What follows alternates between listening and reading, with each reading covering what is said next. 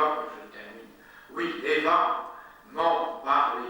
Toutes les solitudes m'ont jeté leurs rumeurs et leurs inquiétudes à azur, nuit, vision, dans ton souffle de flamme ou de douceur, je vibre, ciel, comme si j'étais traversé par la fibre de la création, comme si tous les fils invisibles de l'être se croisaient dans mon cœur que l'infini pénètre, comme si par moments, à moi du front aux pieds, me mêlant au problème, le sombre axe infini qui passe par Dieu même, tremblait confusément, de sorte que je suis l'aimant de la nature, que la création m'emplit, moi créature, que Dieu coule à mon sang, de sorte au ciel profond, que le zénith farouche se verse dans mon crâne, et que le nadir touche mon talon frémissant.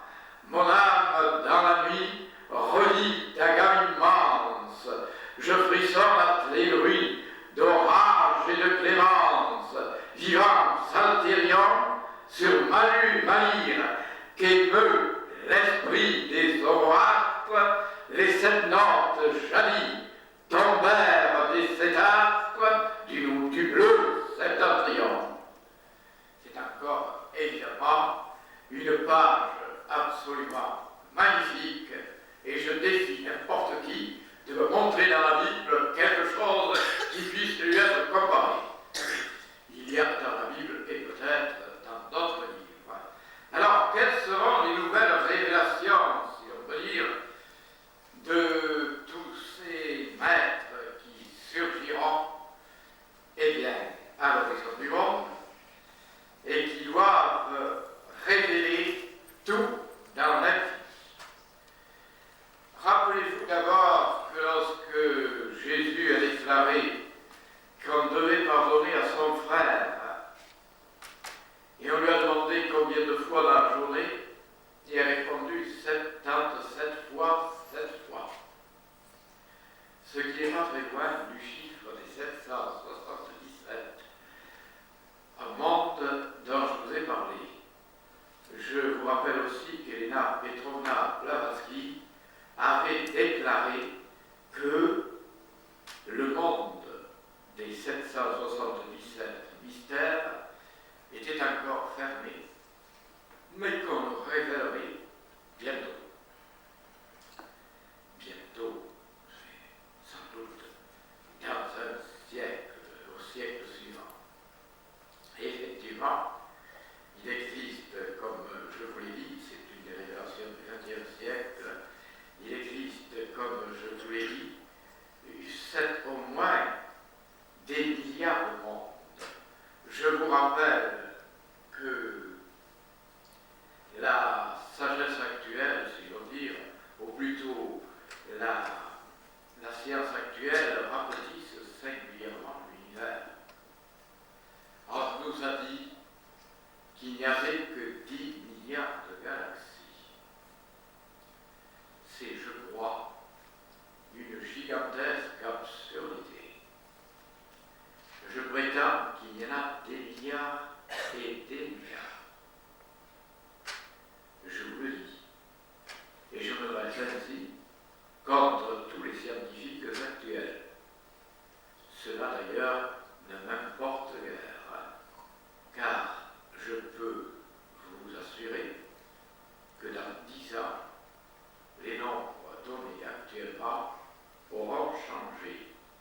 Le propre de la science, c'est précisément d'être changeante. À chaque instant, elle se transforme. Je parle d'abord des découvertes, mettons, purement, comment dirais-je, physiques. On ne sait jamais si elles sont vraies. Je vous rappelle même des choses tout à fait enfantines que j'ai vécues. Je me souviens, j'étais tout jeune et on m'apprenait que Jupiter avait une formidable température, près de 2000 degrés, car c'est un soleil avorté. Bon, mais 10 ans après,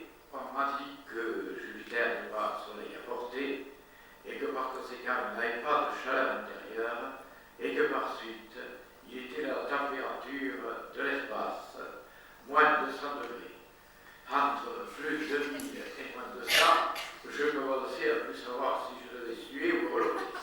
Mais après, maintenant, nous avons, il serait, paraît-il, à une température de 50 degrés. Je veux bien le croire. Et j'attends de nouvelles expérimentations. Je vous rappelle aussi l'histoire, si vous voulez, de la galaxie, la nôtre.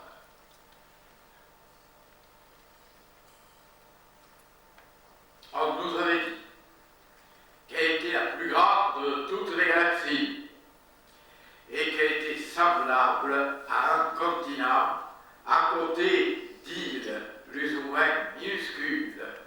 C'était, comment dirais-je, la vérité retenue par tous les savants de l'époque. Et je me souviens d'avoir, à propos de l'apparition d'un livre de Moreux, de l'abbé Moreux, sur le monde, sur les étoiles, d'avoir eu une discussion avec un esprit, mettons, scientifique, qui soutenait cette opinion.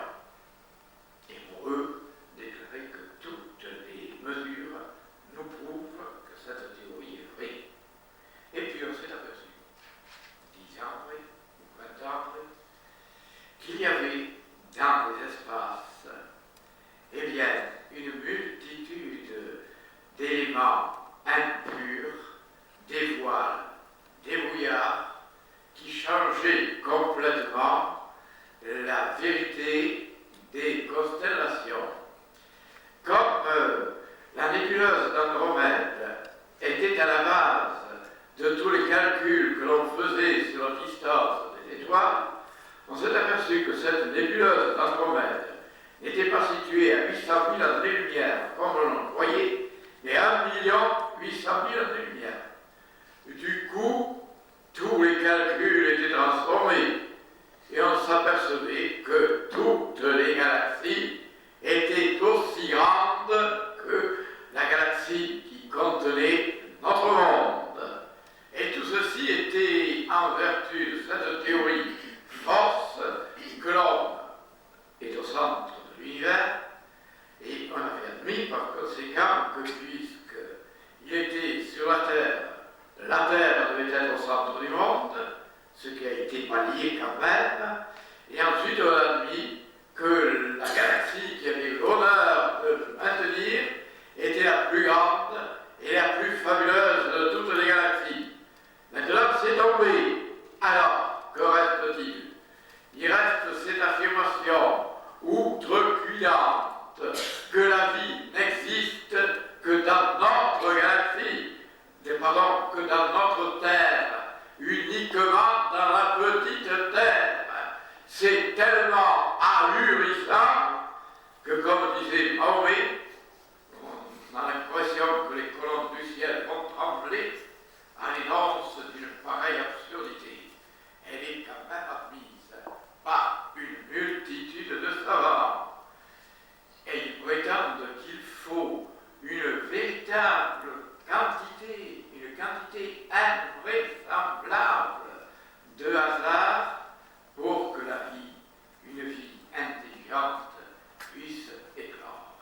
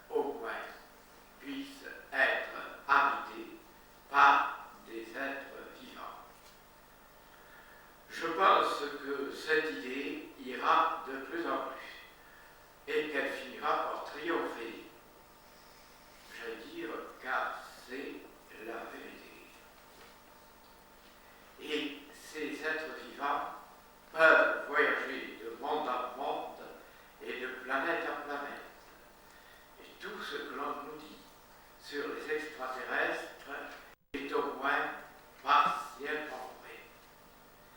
Mais il y a parmi ces planètes des civilisations qui ont dépassé notre civilisation et qui peuvent explorer les profondeurs du ciel.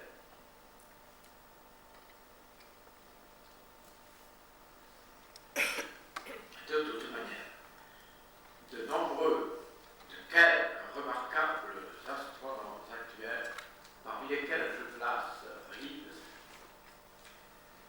ont déclaré, et cela me semble parfaitement vrai, qu'il peut y avoir, comment dirais-je, une évolution, qu'il y a une évolution.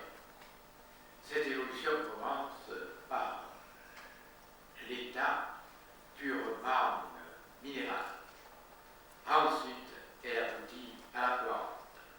Ensuite, elle aboutit à l'animal. Enfin, elle aboutit à l'homme. Et si nous arrivons à cela, nous pouvons conclure que toutes les planètes du système solaire et toutes les planètes de l'infini sont, ou furent, ou seront teintées. Est-ce que cette évolution ne se continue pas?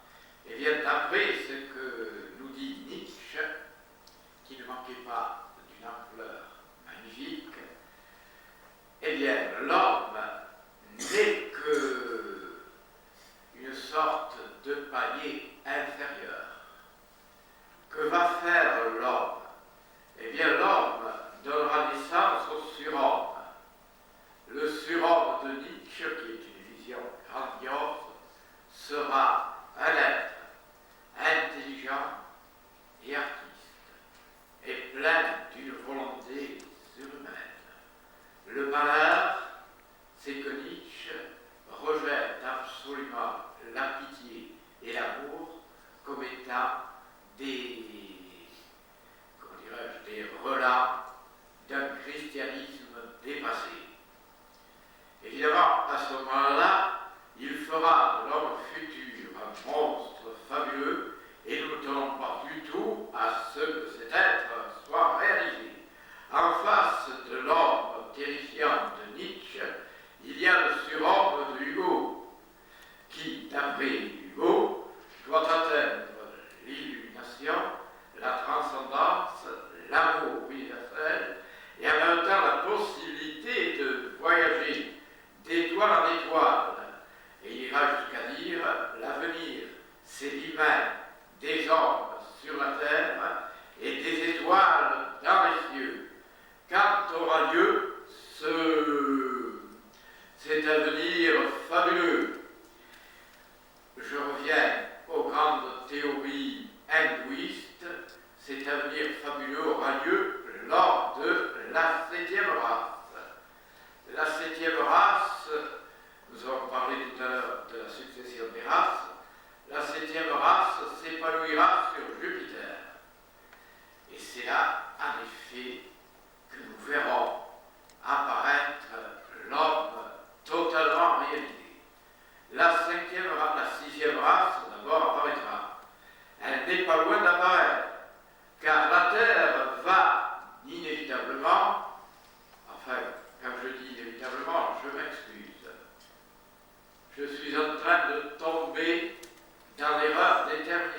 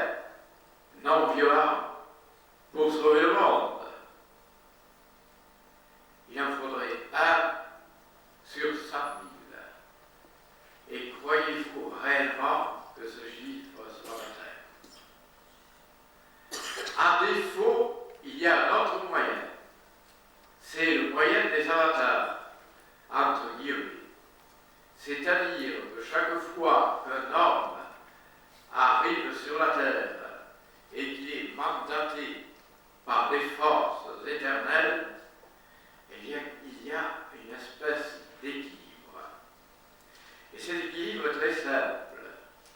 Un avatar, entre guillemets toujours, un envoyé de l'éternité, contrebalance 1 milliard d'êtres humains.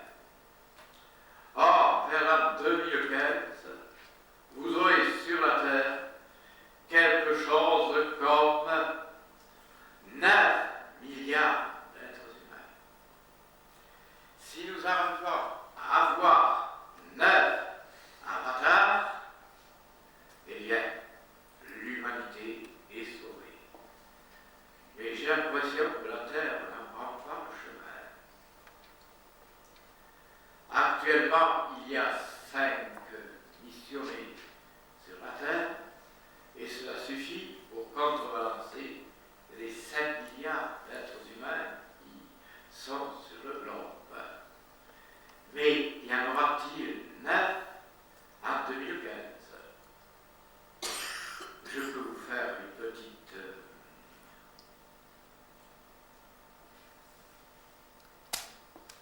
confidence, vous la connaissez, comme tous les, mettons, pratiquement tous les employés, je connais la date de ma disparition sur la Terre. Bon. Mais à ce moment-là, il y aura un avatar de moins. Y aura-t-il un avatar de plus? J'ai quand même quelques espérances suivant le fameux cycle de 180 qui marque la naissance des maîtres.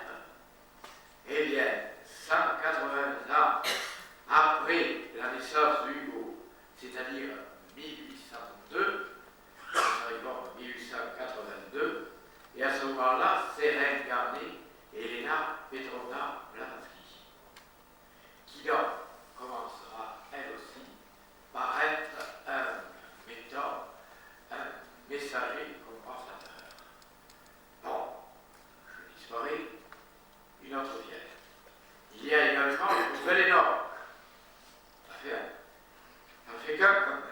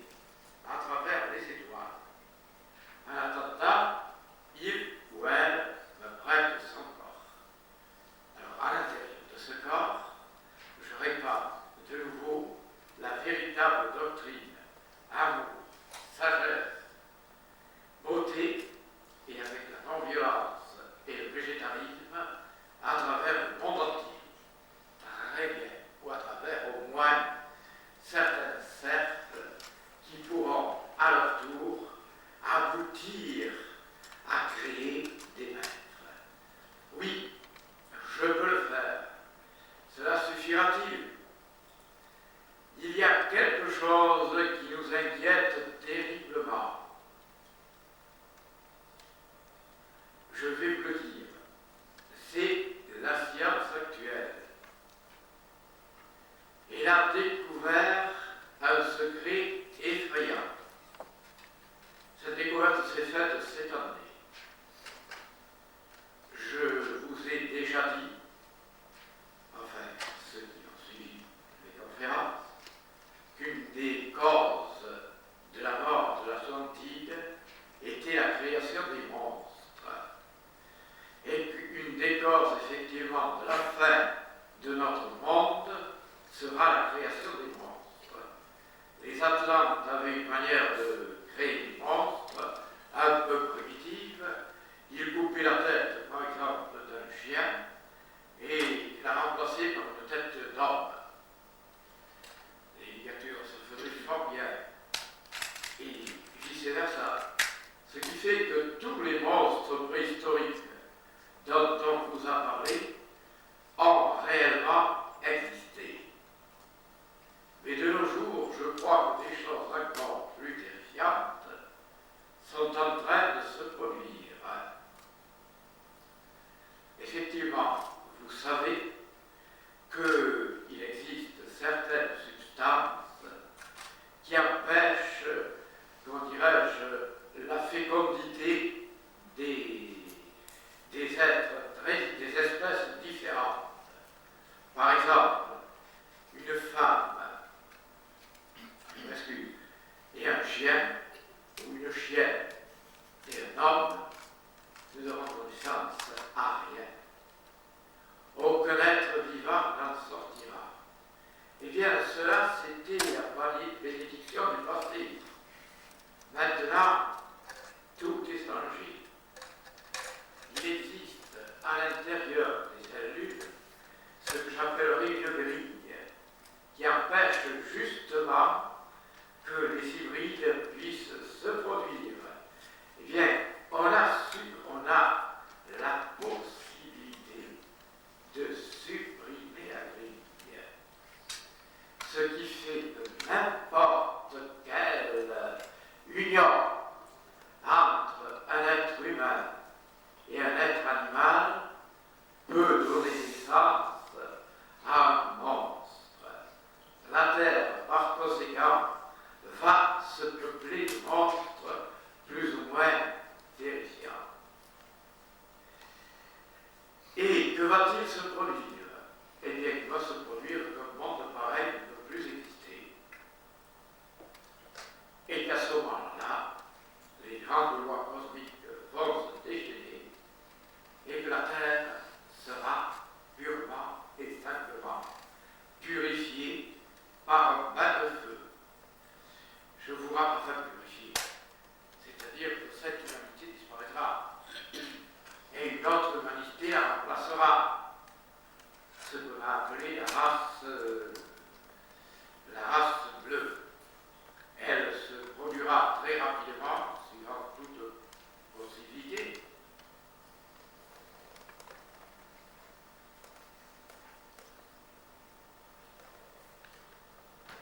Mais à travers d'extraordinaires mutations. La plus terrifiante, je vous l'ai dit, ce sera celle des araignées géantes et intelligentes, qui seront obligées, qui sont combattues par les hommes de l'espèce future. Il y aura d'abord, je m'excuse, ce tableau d'Apocalypse, il y aura d'abord les limites entre les mondes changeront. Il y aura des êtres nouveaux, des pierres vivantes qui se déplaceront par elles-mêmes. Vous aurez aussi des plantes animales qui vous dévoreront purement et simplement si vous asseyez à l'ombre des animaux humains qui seront d'une intelligence diabolique. Et il y aura aussi des hommes divinés. J'espère que ces hommes divinés finiront précisément par imposer leur loi à l'univers entier. Mais tout ceci ne sera jamais que passager, car le propre de toutes les races, c'est d'aboutir à un cycle. On commence par la barbarie, on continue par la civilisation et on termine par la décadence. C'est le propre de presque toutes les grandes civilisations. Même, nous pouvons constater, par exemple, il y a 4 ou 5 000 ans, la Chine était peuplée, semble-t-il, de sages et qu'actuellement, il n'y a probablement plus un seul. Il semblerait, c'est exactement ce qui est arrivé, si vous voulez, à l'Égypte aussi. L'Égypte primitive avait une multitude de maîtres.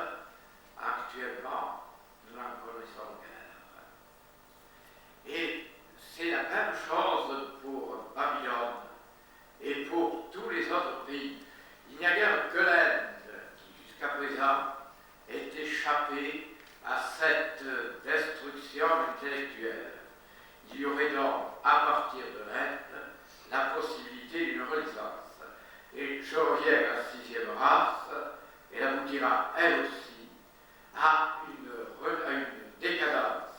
Et à ce moment-là, il y aura ce qu'on appelle la lutte de l'homme contre la machine. La machine, après tout, c'est délicieux d'être une machine dépourvue de toute sensibilité et de n'avoir que l'intelligence pure. À l'intérieur de ces super robots inventés par la 6e race s'incarneront une multitude d'âmes. Et lorsque la 6e race aboutira à un déclin qui laissera loin derrière nous le déclin qui est actuellement visible de manière palpable dans la race actuelle, eh bien, il y aura une révolte des robots contre les hommes. Et une lutte. Dans cette lutte, les robots, si j'ose dire, les êtres animés, les êtres métalliques seront vainqueurs. En ce sens qu'ils ne tueront pas les êtres humains, mais anéantiront leur possibilité de procréation. Ce qui fait que les hommes de la 6e race resteront ce qu'ils sont, mais ils ne pourront plus procréer. C'est à ce moment-là que le dernier drame, si l'on peut dire, se déchaînera et que des sages qui subsisteront encore fabriqueront ou utiliseront des appareils interplanétaires pour aller sur Jupiter. Et là, ils aboutiront à se marier, si j'ose dire, à la race ailée qui peuplera les cieux jupitériens. Et de l'alliance des sages de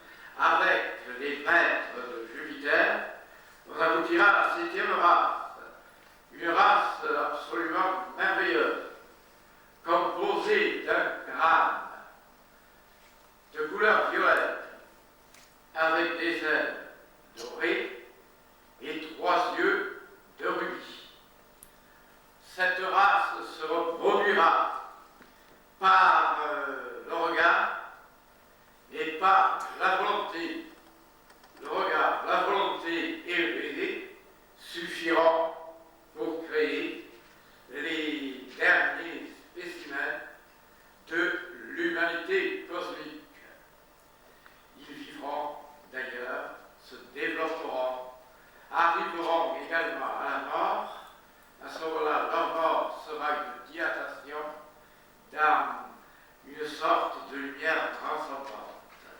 Et quand le dernier ou la dernière des têtes violettes aura expiré dans une explosion d'extase, eh bien le monde terrestre, les planètes n'auront plus besoin d'exister.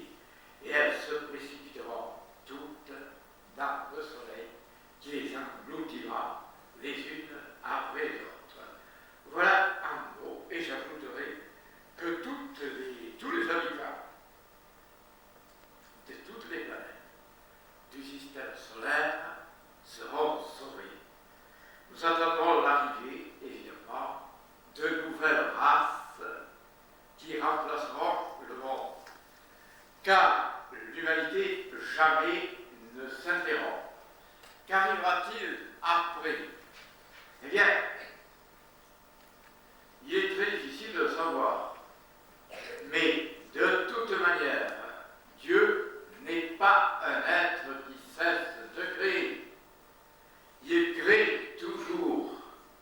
On a parlé de la création, évidemment qui s'est faite à un moment déterminé du temps. C'était, je crois, une sorte d'absurdité. La création est inconnue et éternelle. Dieu, ou l'être suprême, ne cesse de créer. Jamais il ne s'arrête. Ce qui s'arrête, ce sont les mondes momentanés. On a dit de notre univers bulle, qu'il était l'œuf de Brahma. Brahma est représenté comme le grand signe de l'éternité. Il porte un œuf cosmique, c'est le monde. Et de cet œuf va sortir un nouveau Brahma. À ce moment-là, la coque du monde éclate. C'est, comment dirais-je, une vérité pour ceux que nous appelons les univers bulles. Mais à côté des univers bulles, il y a des milliards et des milliards et des milliards et une infinité d'autres univers. Chaque univers bulle est en train de nager comme un poisson, si vous voulez, à l'intérieur du grand océan céleste rectiligne. Et après lui, il y en a d'autres qui naissent et qui naîtront d'une manière permanente. Le monde n'a jamais eu de commencement et n'aura jamais de fin. Et tous les prophètes reviennent. Il faut tout de même que je m'occupe encore d'eux. Et tous les prophètes reviennent au bout d'un certain nombre d'années. Alors, nous pouvons affirmer que dans le monde futur, il y aura aussi la naissance d'autres prophètes. Ce seront les mêmes et ce seront d'autres.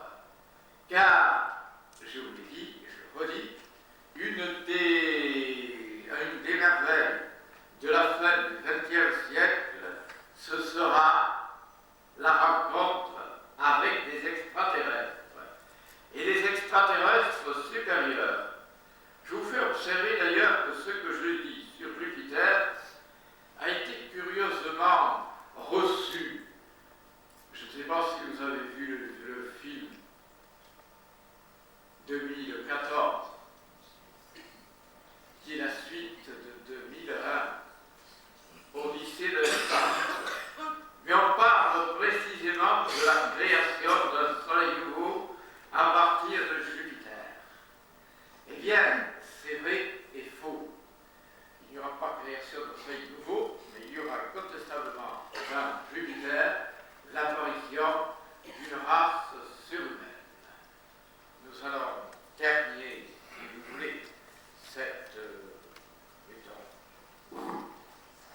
rapide conférence par la lecture de 2 ou 3 poèmes.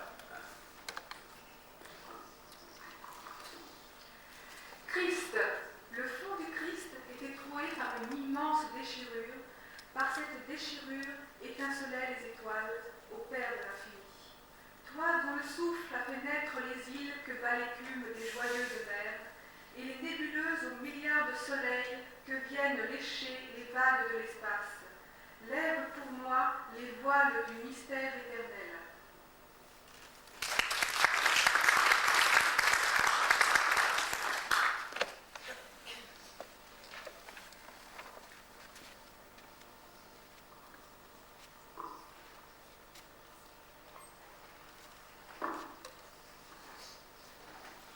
La tour de cristal, Elias Artista. Ariel, fermant ses ailes de papillon, me tendit silencieusement le livre qu'il avait pris à la bibliothèque des Indus. J'ouvris ses pages ivoirées. C'est l'histoire du martyr Elias Artista, recueilli par le magicien Apulé, qui en acheta les feuillets au gnostic Ménélas. Elias Artista voulait montrer, sous les diverses religions du monde, la vérité unique. Il disait que les prophètes sont les rayons du soleil éternel. Il adorait les 7 rayons divins, Brahma, le conquérant mystique de l'Inde, Hermès, le révélateur de la sagesse voilée, Zoroastre, le héros de la lumière, Krishna, le vainqueur des serpents, Bouddha, la bouche de la vérité, Jésus, le cœur de l'amour, Mahomet, la main de la force. Elias Artista lutta contre le roi des ténèbres.